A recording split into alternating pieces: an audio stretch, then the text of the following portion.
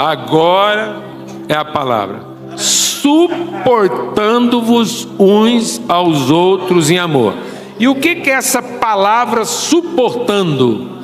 É dínamos. E aí, porque a gente sempre entende o Evangelho, e a gente tem traduzido o Evangelho na forma da atividade, do regulamento, da liturgia, do culto, e não dos processos de transformação da natureza. Então o Evangelho não é para mudar meu comportamento. O Evangelho é para transformar minha consciência de identidade, natureza e propósito. Glória a Deus, amado. E uma vez que eu estou cada dia mais consciente da minha identidade, isso vai pautando o meu comportamento. Quem fez a gente acreditar que mudança de comportamento vai me tornar a pessoa que eu não sou, foi o capeta. Então isso é evangelho de demônio. O princípio do evangelho é o princípio da criação. Deus disse assim: façamos a imagem de quem nós somos. Então o princípio ativo de Deus é dar visibilidade aos seus invisíveis. Amém? Por isso que a fé é a certeza do que ainda não se vê. Então a fé não é a certeza do que ainda não se vê na forma da expectativa do que eu quero me tornar. A fé é a certeza do que ainda não se vê na perspectiva do que vai ser revelado através de mim e que ainda não foi visto. Então a fé fundamenta um processo de transformação e não uma expectativa de mudança. Quem gerou uma expectativa de mudança foi o capeta, porque ele diz assim: no dia em que você fizer, então você será. E aí a gente passou a acreditar que a gente se torna o resultado daquilo que a gente faz, sendo que a fé é para a gente fazer segundo o que a gente é, numa perspectiva profética. Então, se eu tenho convicção profética, tudo que eu vou fazer vai ser uma expressão cada vez melhor da pessoa que eu sou, e não a expectativa da pessoa que eu quero me tornar. Glória a Deus, amados.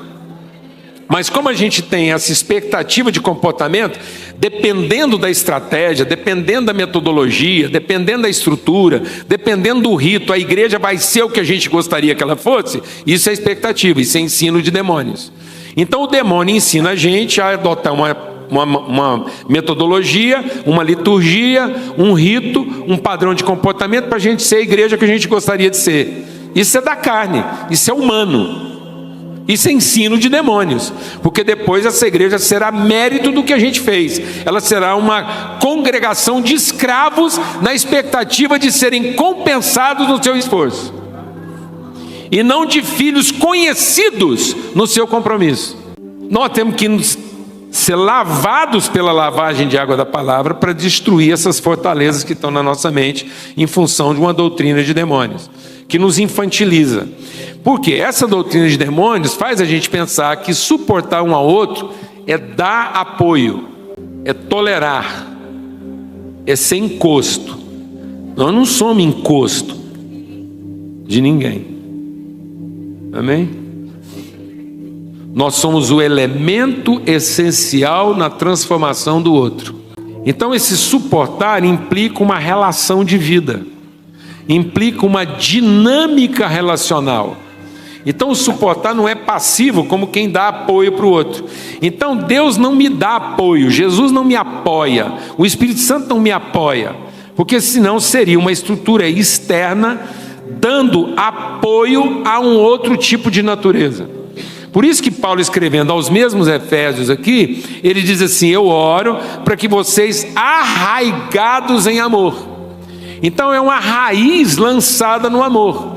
Então se é raiz, eu sou formado de amor. Então o suporte que Deus me dá é a transmissão da sua natureza, e não o suporte do seu poder.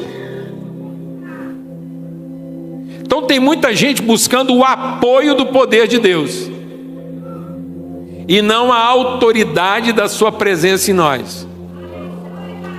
Então muita gente acha que a vida da igreja é para Jesus conosco, porque Ele vai me apoiar naquilo que eu estou pensando. Então eu penso uma coisa, depois vou buscar o apoio de Deus. Não, amado. Se você pensou alguma coisa e está procurando o apoio de Deus, não vá, porque Ele vai queimar isso. Deixa o Espírito de Deus ministrar o nosso coração. Deus, porque ama os seus filhos, vai nos dar suporte para que a gente seja frustrado em todas as nossas expectativas. Porque todas as nossas expectativas, ainda que em Deus, foram geradas a partir da nossa carência. Porque nós fizemos do nosso ventre o nosso Deus. Então, a expectativa está apoiada no poder divino e não enraizada na vontade paterna.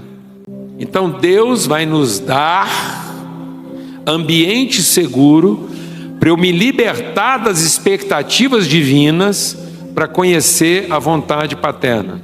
Porque enquanto eu tenho expectativa divina, eu sou criança e eu tenho que deixar das coisas próprias de criança.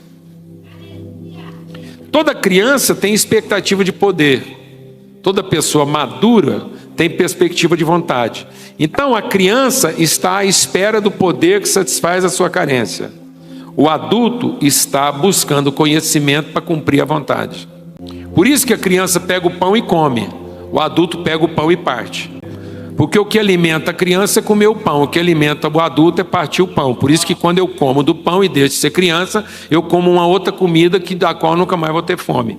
Porque agora a minha fome não é de comer, a minha fome é de repartir. Glória a Deus, amado, porque agora eu me tornei adulto. Eu estou vivendo a semelhança do Pai. Então a criança senta na mesa para comer, o pai senta na mesa para repartir. Então o alimento do pai não é comer o pão antes da criança, é ver que todo mundo comeu e ele está satisfeito. Amém? Então o próprio Jesus, sendo filho de Deus, na cruz, ele faz a transição da expectativa divina para a vontade paterna. Se você estivesse passando na cruz rapidamente e escutasse a primeira declaração de Jesus, você ia ficar doido da cabeça. Porque ele, como Salvador, faz uma declaração bombástica, que podia comprometer todo o processo da salvação e de fé. Porque você passa na cruz e escuta o Salvador gritando assim: Deus meu, por que me desamparaste? Se você não para ali para escutar o resto, alguns segundos depois ele declara: Pai, nas tuas mãos entrego o meu espírito. Então a maturidade, a plenitude da nossa vocação vem da ruptura do poder divino para a plenitude da vontade paterna. Então nós não fomos criados a partir do poder divino, nós fomos criados a partir da vontade do Pai. Então eu não sei quanto do poder do Todo-Poderoso foi usado para criar, mas eu sei quanto da vontade do Pai foi revelada para criar. Então ele, sendo Todo-Poderoso, talvez usou 10% do poder, e tem gente achando que ele torrou tudo e agora precisa da gente para dar uma força. Deus usou o poder todo na criação, errou a mão, nós bagunçamos com tudo, agora ele precisa da gente para dar uma força. E se nós não der uma força, vai tudo escangalhar e pode ser que Deus perde aos 45 do segundo tempo. Aí você entende de onde vem a nossa sociedade. Não, mas calma. Nem sei quanto do poder ele usou. Sei de uma coisa: tudo está indo de acordo com a sua vontade, que é a vontade do Pai. E como não era poder divino, era vontade do Pai, o propósito dele é formar uma família, uma dinâmica relacional familiar.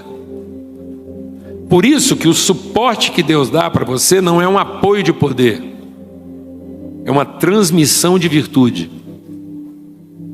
Então Deus comunica a nós as suas virtudes para que a gente seja coparticipante da sua natureza. Então eu não estou apoiado no amor de Deus como quem conta com o seu poder. Eu estou enraizado no seu amor como quem participa da sua natureza. Glória a Deus, amados. Amém? Então eu estou enraizado, arraigado em amor. Por isso que Pedro diz que as promessas de Deus não são para alimentar nossa expectativa de poder. Então a promessa, a Bíblia, a palavra de Deus, não é para alimentar a sua expectativa de poder, é para alimentar a sua convicção de natureza. Porque através das promessas nós nos tornamos coparticipantes da sua natureza. Então a promessa é para você ter certeza de filho e não expectativa de servo. Amém? Então a igreja não é o ambiente do poder. O poder de Deus é a ferramenta que a gente usa para tratar os ignorantes. Então o ambiente do poder de Deus está fora da igreja. Fora da igreja, o poder. Dentro da igreja, a vontade. Então nós não estamos aqui para experimentar o poder e continuar experimentando como se a gente fosse ignorante. A gente está aqui para ajudar um ao outro a conhecer a vontade. Então quem está buscando experiência de poder é porque ainda não conhece a vontade. Quem conhece a vontade não demanda o poder, porque está vivendo de acordo com a vontade, então tem toda a autoridade que o poder não vai te dar. Então a igreja não está precisando de mais poder, está precisando de mais autoridade. Ela só vai ter toda a autoridade quando ela estiver vivendo de acordo com a vontade. Então nós estamos aqui para ajudar um ao outro a conhecer a vontade. Então isso é uma dinâmica. Então o que é dar suporte? Dar suporte é o seguinte: eu entender que tudo que Deus depositou em mim é para o outro. Então Deus, para alimentar essa dinâmica relacional, Ele colocou o que é do outro em mim e colocou o que é de mim no outro. Então eu não sou proprietário do que está em mim, eu sou responsável pelo que é do outro. Amém, irmãos? Amém. Glória a Deus. Porque sendo assim, Deus vai alimentar uma dinâmica relacional no conhecimento da sua vontade, que é formar uma família. Isso é o dínamos. Por isso que essa palavra, ela é de um suporte dinâmico.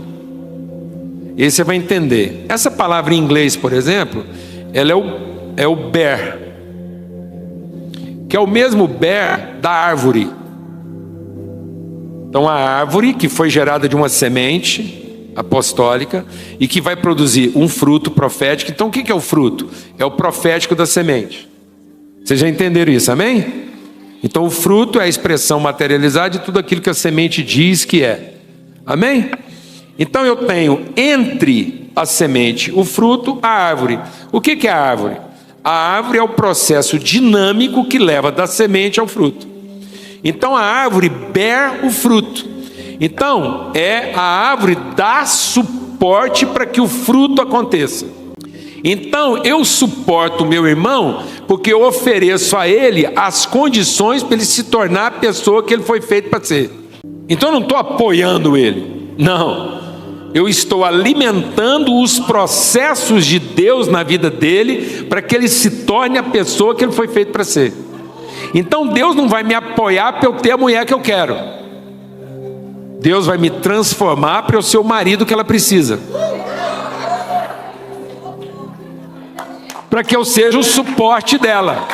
Então eu sou o suporte da minha esposa, porque eu vou buscar em Deus as condições que vão operar a transformação dela na sua inteira plenitude. Então ela não tem que vir aqui rezar para Deus dar o marido que ela gostaria e merece de tanto rezar. Então você não vem aqui rezar para Deus te dar os filhos que você merece. Você vem aqui buscar conhecer a vontade de Deus, para você ser o suporte dos filhos dele, que ele entregou aos seus cuidados para você formar. Então qualquer ansiedade em relação aos seus filhos é porque eles são seus. E se eles são seus, eles realmente não têm esperança, porque da carne nada se aproveita. Mas se eles são os filhos de Deus entregues à sua responsabilidade, você vai andar de acordo digno da sua vocação e dar para eles o suporte para que eles se tornem a pessoa que eles foram feitos para ter. De modo que você pode ter todas as dúvidas a respeito do futuro deles, mas você não duvida do eterno deles. Glória a Deus. Porque ter dúvida é ignorância, e isso não vai ser tratado. Mas duvidar é incredulidade e é pecado. Então não duvide nunca do que a pessoa é, para que você não se confunda com a forma como ela se comporta. Por isso que agora, que uma vez que todos morremos e ressuscitamos em Cristo, a ninguém mais conhecemos segundo a carne, e não impomos aos outros o seu pecado.